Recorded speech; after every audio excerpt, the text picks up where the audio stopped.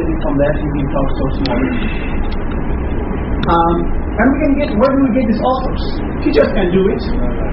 University projects can be done for this. Actually, Japan uses this model. If you are doing a graduate studies in Japan, if you are doing a master's or PhD in Japan, you have to translate one book from English to Japanese. And that way, if there's any new good book coming in the international English language or something, next year that good book is already available in Japanese, maybe multiple versions of it. Because the university students say, okay, if you want to a degree in computer science, fine, you write your thesis. On top of it, you translate one book from a new subject or whatever subject you like from English to Japanese. If you made a requirement like that, then that person has an experience of a project, and we have a Bangla book.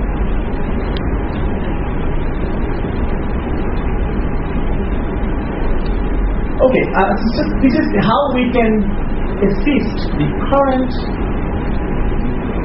TV radio courses that we have. TV radio is the most effective medium today for distance learning in Bangladesh.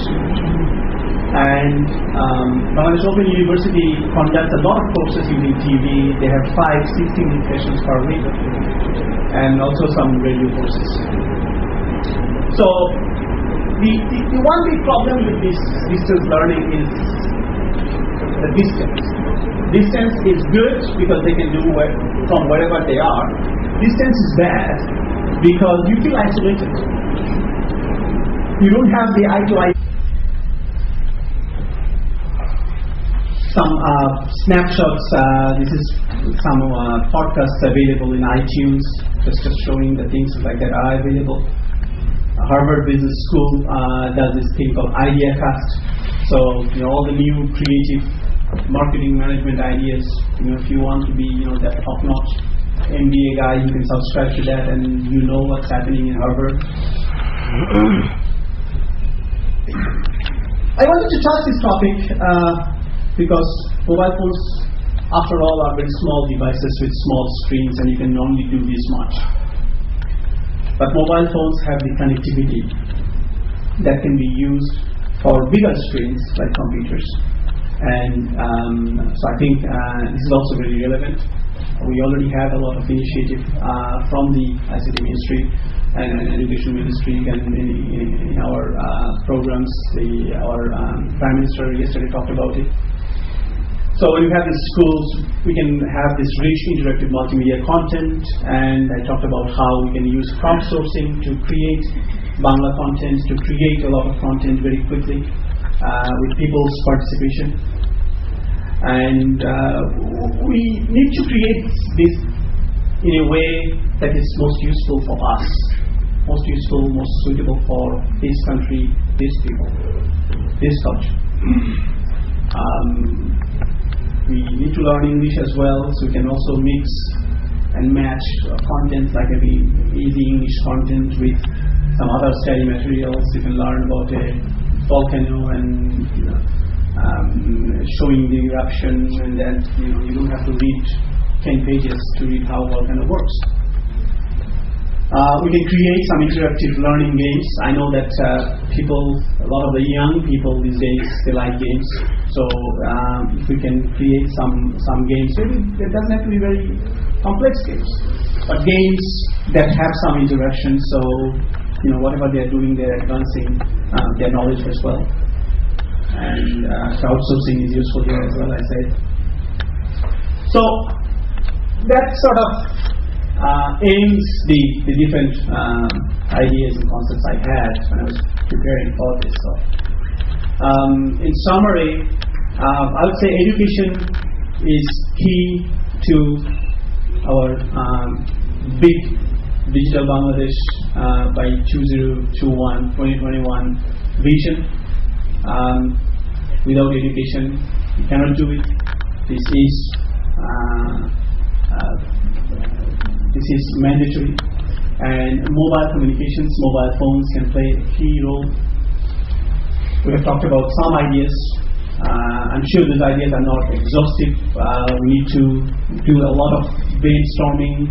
I hope some discussions following this presentation will also come up with more ideas. The thing is, there are lots that can be done effectively. Some ideas I spoke here are basic literacy for adult population. Talked about the mobile phone interaction in the existing TV radio courses, SMS registration, course feedback, and learning impact evaluation within the country. That way you know whether your program is effective, you know whether money is effectively used, so that you know whether you're getting your bang for the buck. Crowdsourcing, I think, will be a very useful idea, having the mobile to get content generated, and be it for PC content or for mobile-friendly, small form factor, knowledge byte content, but something that can be on demand anytime, wherever you are, available everywhere. We can have a national mobile education service, maybe a short code from any operator, where you can get information, you can get your knowledge bytes from this service. Parents can go ask questions. And we can have a scalable people-to-people education model where like maybe 2 adults in the village get help from a student in North-South University who will be, I guess it's a win-win situation where the student is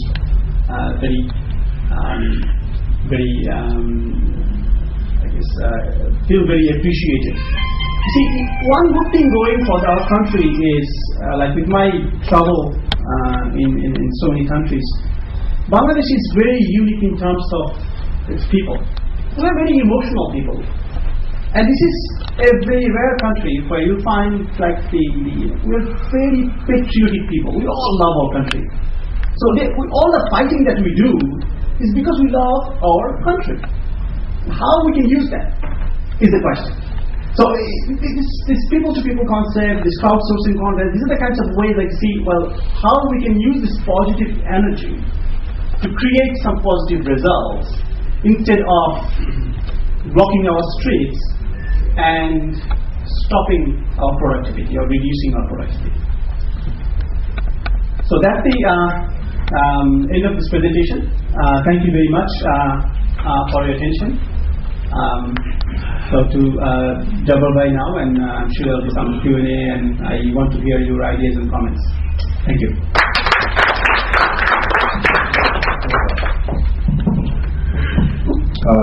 ধন্যবাদ doctor শাহাদাত খান। আমি